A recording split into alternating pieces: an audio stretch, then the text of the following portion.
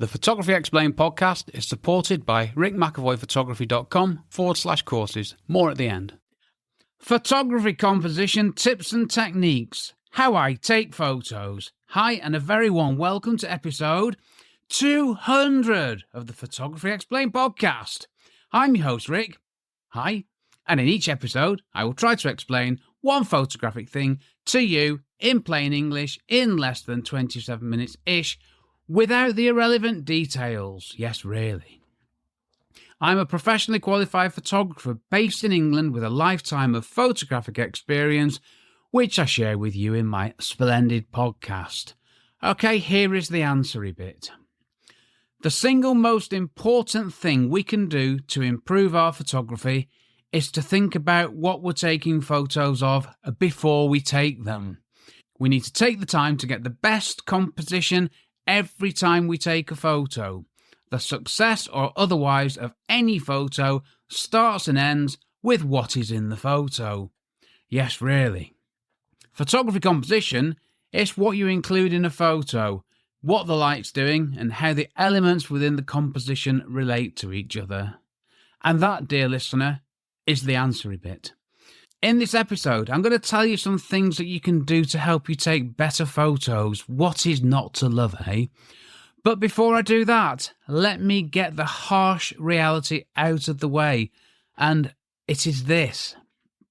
And it's about your photo, dear listener. That's your photo. No one cares about anything other than what they are looking at. What is in your photo, that is. Now, I know it's a horrible thought, but this is the harsh reality. I've spoken about this a lot. I'll come on to that very shortly, but no one cares about anything else. No one cares. All they care about is what they're looking at. It's the photo in front of their eyes, okay? We need to remember that every time we take a photo. And this is why composition is so important and is the place where we need to focus, pun intended, more efforts than anywhere else. I know we need to get things technically right, but if it's a rubbish composition, who cares how technically fantastic it is? Okay, so how do we get the best compositions? Right, well, I touched on it very briefly. There are some things I've covered recently that I don't want to repeat them here. None of us want that, do we? No, we don't, Rick. But I'm going to point you in the direction of a couple of related episodes. Episode 197, How to Take Fewer Photos But Better Photos in 2025. Open brackets with my one photo rule, close brackets. Episode 195, Why Do I Have So Many Rubbish Photos? Open brackets and why it's okay and what I'm doing about it, close brackets. And episode 186, Get Out Taking Photos More But Take Fewer Photos. Obviously, there's a trend there of having a bracketed addition to a title, which I hadn't spotted that trend, so I'll keep an eye on that one. Yes, I talk a lot about taking better photos because it's the number one way you and I can improve our photography. And I absolutely believe that. And this is a talky episode, so here is the talky bit. Let's start at the beginning. What are you taking a photograph of? Yes, this is the starting point. What are you taking a photograph of? What is the main subject of a photo? Every photo needs a main subject, be that a view, a building, a person, or a very small object. Now, I was going to start listing very small objects there, but we don't need that, do we? You know what very small objects are, don't you? So yeah, your starting point is what you're photographing. What's the main subject? Now, if you don't know this, what chance do you stand of getting even a half-decent photo that other people will find interesting? Virtually no chance, dear listener. Virtually no chance. Okay, so how do we go about this? How do we approach it? Well, let me introduce you to my 3 photography superpowers, and they are walking around, looking, and thinking. Yes, dear listener, walking around, looking, and thinking. This is where the good stuff starts for me. Rather than just taking photos of anything in front of me, I do this. I walk around, I look, and I think. And that's without my camera in hand. And I really do this. See, what I used to do, I used to go to a place and I'd photograph anything and everything and without much thought, which is how I ended up with so many rubbish photos in my Lightroom catalogue. I've spoken about this on many occasions, but not anymore. Okay then, so I'm walking and looking. What am I looking for? Well, I've been thinking about how to explain this because I started writing this and I got completely stuck, and then I had a brainwave, fortunately. What I'm going to do is I'm going to tell you how I take photos of a variety of things. And this most excellent idea, it resulted in a slight change to the title and a much better episode, so I'm happy with that. Phew. Let's start with how do I take photos of a building for a client. Well, I'm going to have a brief. What photos are needed. I'm going to know what the photos are for. I'm going to know how many photos are needed. And I might have a shot list. So this makes things a lot easier. And my style is my style. People know what the photos are going to look like. And you can see numerous examples of work on my website, rickmcavoyphotography.com. Quick plug there. Nice one, Rick. And that's not in the script. So I know what I'm doing, which is a great start. I know what I'm producing. And I know how I'm going to take and process the images to get the look that I already produced. Because if somebody doesn't want the photos that look like all the other photos I've taken, I'm going to do something different. But 99 times out of 100, I just do what I've done before and people are happy with that, which is nice. Now, yeah, there will be job-specific stuff. Each job, it has its own nuances. And that is the first use of the word nuances on the podcast, I'm pretty sure. Now, for me, one of my big variables on every building that I photograph is it's where the building is and its orientation, and also the time of year I'm taking the photos. And not in the script, but equally important to me is the time I've got to take the photos. Sometimes I've got an hour, 2 hour slot and I have to get in and out in that time, which gives me a lot less flexibility. I often don't have the luxury of being able to pick a time to take the photos. I'm given the time and I have to work with it. That's just my reality. So yeah, building, location and orientation, the big factors for me that I have to deal with. Now, sometimes I can deal with them in advance through planning, and on most occasions, I just do the best with what I've got. But the thought process is the same. During my appointment, I will have established what time of day is best to take photos, where I've got a choice and the time to take them, obviously, because the sun moves throughout the day and the orientation and what is important will dictate the best time. As in, what is the most important elevation, typically, because if I can get that one with the sun on it and at an angle to give some shadows and some depth and what have you, that's great. Now, if I'm working for an architect, I've got a bit more flexibility. If I'm doing a real estate shoot, I'm just getting in there and taking the photos whatever time. Different clients have different needs. That's very important to remember. But whatever the case, my starting point is that I know what the subject matter is. I know when I'm going to take the photos. I know what they're for. I know what they're going to look like. So I'm starting from a very strong position. Now, I'm going to skip gear prep, which is one for another episode. But my gear will be properly prepped, always. So this is what I do on the day of the shoot, or shot, as my script says. I'm just going to change that. Bear with. Right, that's that little typo dealt with. This is what I do on the day of the shoot. I will turn up at the location, and the first thing I will do is walk around and have a good old look and a good old think. And this is without my camera. Yep, I'm looking and thinking. I'm working out how I'm going to approach the shoot, knowing what I already know, which I've just told you. So what am I looking for? Well, let's use the front of the building as an example, because that's going to be the first photograph that I take. So the light is important. Where's the light coming from? Where is the sun? And how does that interact with the front of the building?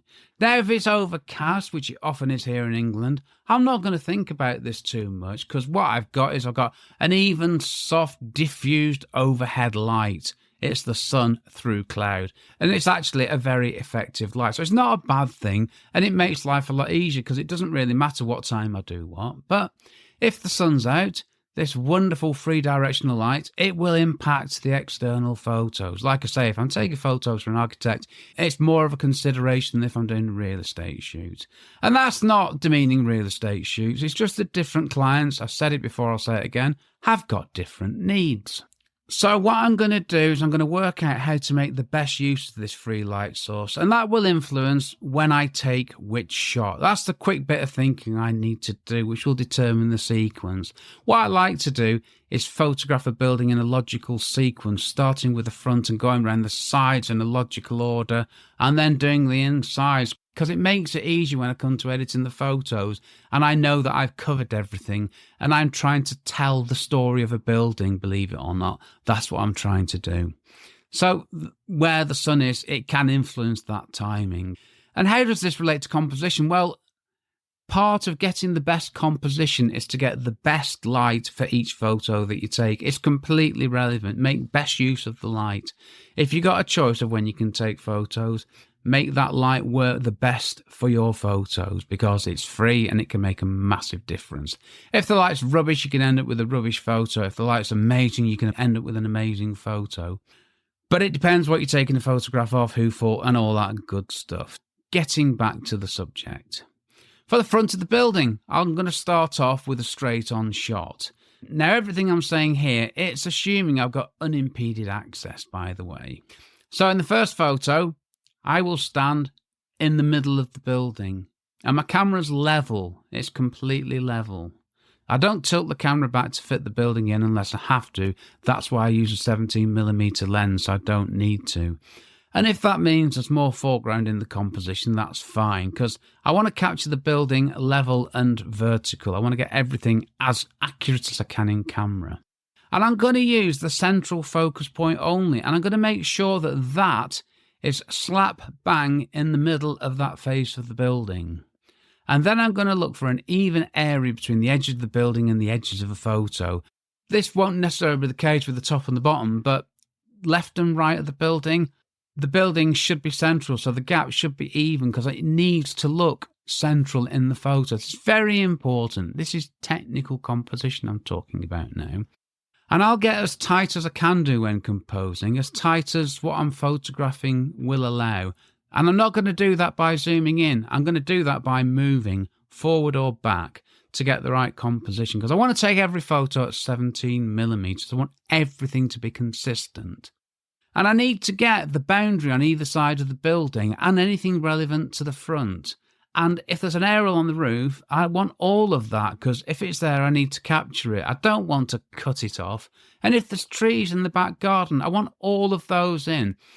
I might actually, if there's a load of trees that I want to include, I might take a second photo of the front, including them. The first photo is the main building, but nothing on the building is cut off. It's the building complete as I see it. Yeah, this is a technical exercise. And I'm going to take the time to get the most technically correct composition I can. This isn't art. This isn't anything sophisticated. This photo is a technical photo of the front of a building for a specific need. The composition has to be so correct that there's no cropping or correcting of verticals or horizontals needed. The composition shows the building as it is to its best, but it's technically correct. It's no good if the building's leaning over or anything, is it? It's got to be bang on. So I get the composition bang on and it saves me time later in processing, which I'm happy with. And once I've got that first composition, I've got that first photo, I take it, then I'll move on to the next shot. And for me, that is going to be the front elevation and also the wall to the left-hand side. Now, it might not be 45 degrees on, it might just be, I don't know, 60 degrees, say, from the front. So I'm showing the side wall. I'm showing the depth of the building. But the composition of the first photo with the gaps either side, top and bottom, I want that the same in the next photo. And I'm photographing the middle of the subject matter again. That's where I'm focusing. My composition is centered around that, and that's my focus point too. Didn't mention that before. I got the focus point, but I'm focusing on the facade of the building because that's my subject matter. I'm using f8, so depth of field isn't a problem. I might need to think about it a bit for these shots where I've got the two elevations, but f8, 17mm full frame, it's normally fine. Okay, Oh yeah, and all the photos are taken in landscape orientation unless I have to change to portrait. Or if a client has asked me for more portrait orientation photos, which is getting more the case these days. There's been a change in, obviously, where people view photos of buildings. I mean, for an architect, not as much as real estate. Right, I'm going to stop there because the point is this. I get the composition of the first photo as perfect as I can, and then I repeat this for every other external photo. They need to look similar. They need to be a coherent set. They need to be taken with the same composition, okay? That's the externals of a building. That's how I approach it. And it doesn't have to take a lot of time. It can be quite a quick process. And if you think about it, I've got some fixed things there which I'm replicating from one photo to the next. I'm focusing in the middle of what I'm photographing. I've got an equal space either side. I've got an equal space top and bottom. I'm not changing my camera settings. So it's about getting the camera in the perfect position to get the composition. That is the work in this. That's where the thought comes in. Right, for interiors, well, I'm normally after 2 photos of each room. One looking into the room and one looking from the room towards the wall with the doors and picking up the room it connects to. This is about showing how the rooms relate to each other. It's the story of the internal space. That's what I'm trying to convey.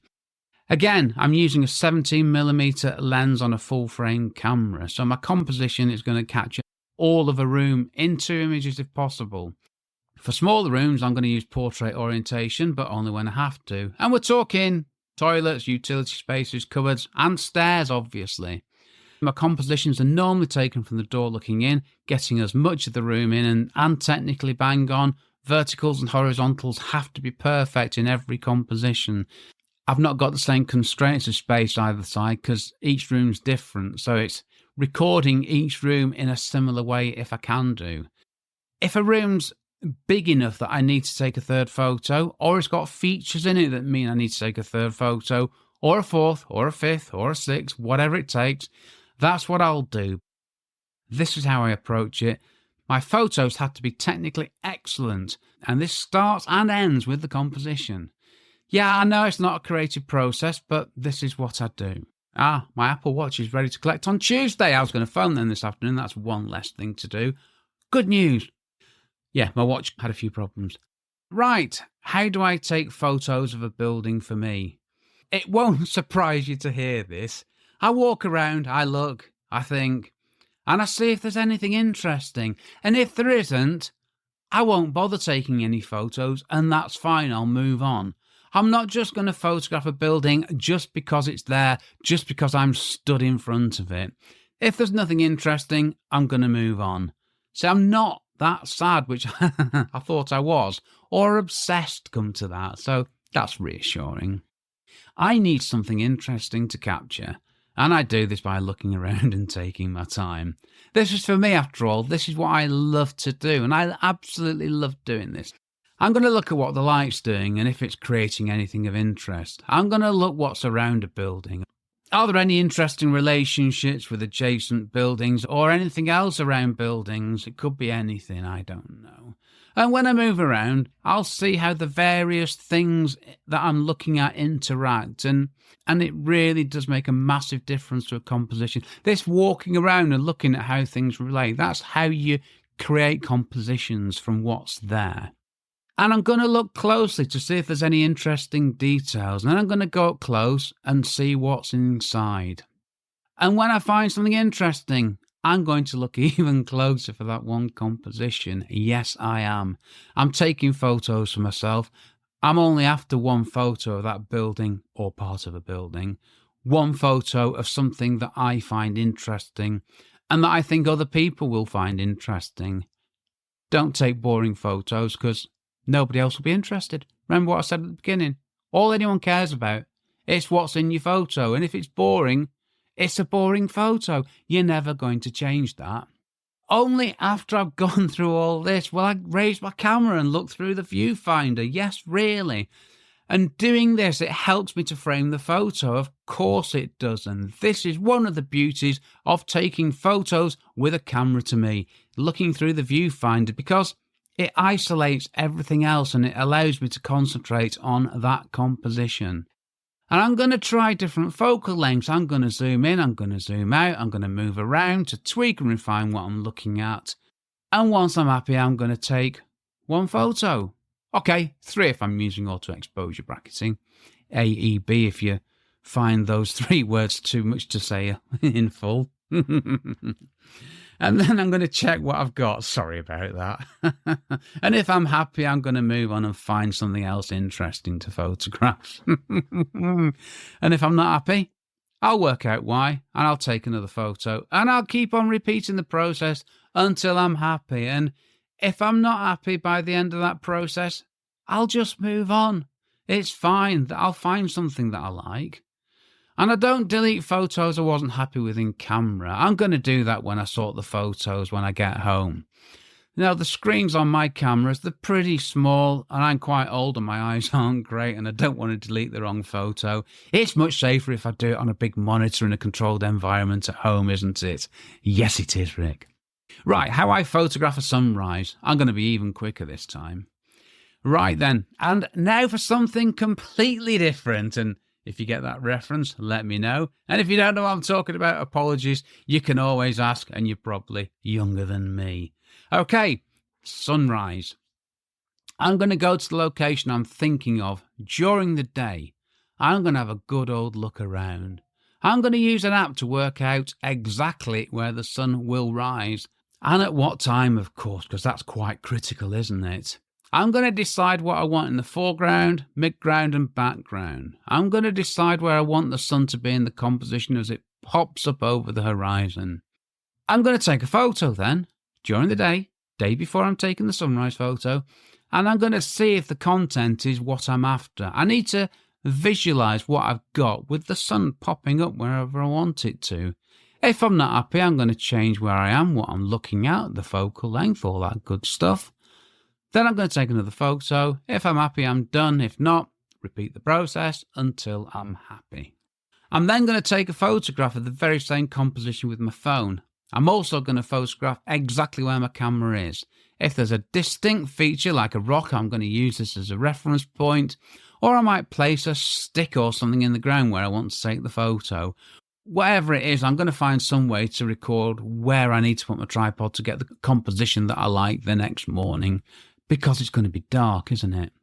And then the next morning, I'm going to return well before sunrise, and I'm going to take one photo with that exact composition before sunrise, and another one photo as the sun rises over the horizon. See, I only want, well, my script says I only want one photo of the sunrise, but sorry, I want 2. That's 2 different moments. One is the light before sunrise. One is with the sun just breaking off the horizon. That's the moment I want. Not saying that's the moment you should take. That's the one I want. That's what I want to capture, and that's it.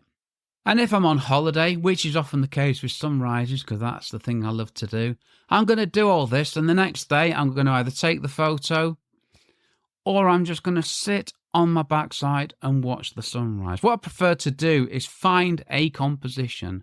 The next morning, watch the sunrise and enjoy it. That might influence how I take the photo the next morning. And then the morning after that, because I've got time, because I'm on holiday and it's fine, I'll get that photo. So it doesn't matter. It doesn't matter what you do. The point is this. I am planning the composition in advance. I'm thinking about all of this before I take that photo. Okay, that's me done. How do I photograph a sunset? Well, same as the sunrise in reverse. Sort of, you know what I mean. But if I'm on holiday, I'll probably be sat in a bar somewhere having a drink with Mrs. M rather than taking photos. That's a much more enjoyable thing to do. And that's what I do on holiday. Okay, one last one. How do I photograph a holiday destination for a website?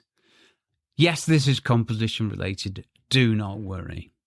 I went to the amazing Greek island of Santorini on a photographic treat some years ago, thanks to Mrs. M. I had 5 days to take photos, 5 sunrises, 5 sunsets, and whatever I wanted in between. Now, how did I approach this? It was Santorini. It's a wonderful Greek island. It's a volcano. It's just got everything. Well, this is what I did. I did no research at all. I deliberately did no research at all. When we were there, I got out and I walked around and I found stuff. Now, this was some years ago. This was 7 years ago. That 2017 it was. And I think that was the start of the walking, looking and thinking bit. See, I didn't have a plan. I just went out and I found stuff. Now, you might think this is ludicrous, but had I researched the island, I would have ended up with the same photos everyone else has taken. And that is not for me. Not at all. What I found is if I research something, I know what it is I'm looking to photograph. And I don't want to do that. I want to find the things to photograph myself. So rather than doing a bit of research, I don't do any research. I know what I'm going to. I know what the island looks like. Of course I do. I know what the weather's going to be like. I've been to Greece many, many times. But I don't research the island. I just get off my backside. I'm equipped for this, and I get out and I find things, and I absolutely love doing it. So I think this was the beginning of this walking and looking thing. So in Santorini, I'd walk for hours and hours trying to find interesting things, which, yep, it was the beginning of me taking fewer and better photos because the possibilities were endless. That's not true. Because the next line says, how many photos did I take over those 5 days? And in Lightroom, I've got 2,795 photos in 5 days. It's nothing like what I do these days. If I was doing that now, if I had 5 days in Santorini to take photos, I reckon a maximum 200 photos. I had loads more examples, but I'm going to stop there because there's a point to this. They're all the same. I go through the same process for whatever I take photos of. I walk around, I look, I think, I look at what the light's doing. I observe how the various elements of a composition relate to each other and how these things change when I change my position. And only then will I look through my camera viewfinder to refine the composition by excluding everything else and adjusting the focal length, going nearer, going further back, all that good stuff. Yep, there are some differences. I have to adapt my compositions depending if the photos are for me or for a client or for any particular end use. So it's the same but different. The principle's the same. I sometimes have more constraints depending on who the photos are for. I've got lots more to say on this, but I haven't got enough time in this episode. So the next episode is going to focus even more on composition. And it's going to be more on the what is a good composition? I need to cover that to give you some more help. So I'm going to move on to what if I use a phone to take photos? Well, you can apply everything I say to taking photos with your phone, especially if you don't have a camera. But you don't have the viewfinder to help you cut out everything but what you're taking a photo of. And that is the big difference to me between taking photos with a phone or a camera. And that is why I prefer taking photos with my camera. What do? I write and I talk about this stuff a lot, don't I? In this bit, I want to talk about that and my podcast briefly, which I trust is okay with you. I started this podcast in October 2020, blimey.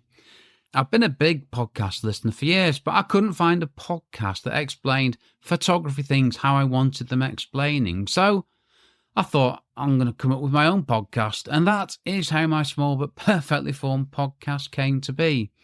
And here I am now, 200 episodes later, and I'm loving doing this more than ever. And my audience is growing with every episode, which is utterly splendid. So I like to say hello, dear listener, wherever you are in the 156 countries where my small but perfectly formed podcast has been downloaded. Yes, 156 countries. That really blows my mind. Sorry, that was just a quick thing I wanted to say about the podcast. And that's me celebrating 200 episodes of my podcast in a typically understated British way. And there's another thing that I need to do going forwards. I'm spending so much time writing and talking about photos, but nowhere near enough time taking them myself. So this is going to be a big change for 2025. I'm going to get out more taking photos. I'm going to apply what I tell you to myself. I'm going to take some more photos, and I've started doing it. January's been a good month. I've taken a nice variety of things, and that's really kick-started my enthusiasm for taking photos, and it's given me more to talk about, so that's all good. That's what I do. That's what I'm going to do. And yeah, that was a lot quicker than I expected.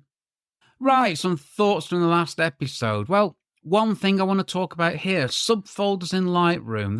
That could get confusing. I've had a good old think about this, and do you know what? I'm getting rid of them. I don't need them anymore. Photos are going to go into the folder. I'm going to select pics. I'm going to select rejects. I'm going to delete the rejects. And that might leave some photos that I haven't picked. I'm going to go through them again and again and again until all I've got is pics. I'm not going to have unflagged. So I'm going to keep on going through this process till all I've got is pics. Photos that I value, photos that I'm prepared to invest some time in editing. So I don't need these folders, and that's a real big improvement for me. I'm quite happy with that, and I've started applying this principle to the folders I'm sorting out as part of my catalogue culling exercise. So subfolders, bye, you're a thing of the past. A quick plug for me and what I do. Well, why not? If I can't plug myself on my own podcast, where can I, dear listener? So you found this podcast, why not check out the podcast website, photographyexplainedpodcast.com. And I have another website, rickmcavoyphotography.com, where I write blog posts about my photographs of buildings and lots of other good stuff. I've also got a courses page, /courses, where you can find my course, How to Become a Real Estate Photographer. And you can also find me on YouTube talking about my podcast and my blog, all sorts of photography stuff. Just type my name in and you'll find me soon enough. And if you want to receive a weekly email from me, and why wouldn't you? Just fill in the box on any of my websites, and every Friday you'll read what I'm thinking about photography related in your inbox, 3 p.m. time where I'm sat. Right, that's a self-promotion over. Oh yeah, if you've got a question you'd like me to answer, or if you just want to say hi, email me, sales@rickmcavoyphotography.co.uk, shorter email address, work in progress, or visit the podcast website, and you can now text me from the podcast feed as well. Whichever way you get in touch, it's always lovely to hear from you, dear listeners. Okay, this episode was brought to you by a cheese and pickle sandwich and a bag of salt and vinegar crisps. Yes, it really was. Which I consumed before I settled down in my homemade, acoustically cushioned recording emporium. I've been Rick McAvoy. Thanks again very much for listening to my small but perfectly formed podcast. Yes, it says here. And for giving me 27 minutes of your valuable time. After I've edited out the mistakes and other bad stuff, this episode will be about, 33, 35 minutes long. We will find out. Thanks for listening. Take care. Stay safe. Cheers from me, Rick. My brand new course, How to Become a Real Estate Photographer, straight talking advice for beginners to get you making money quickly and build a career, is available to buy now. Find out more at rickmcavoyphotography.com/courses.